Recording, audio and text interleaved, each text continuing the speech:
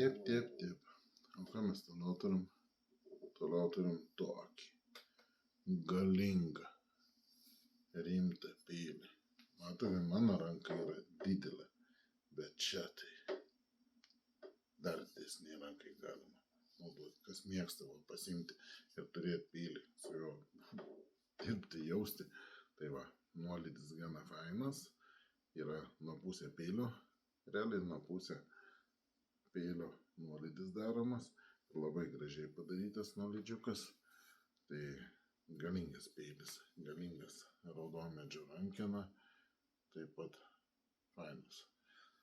Pardavimo kaina jo 64 eurai.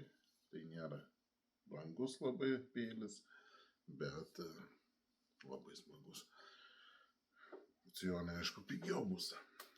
Statykit, laimėkit.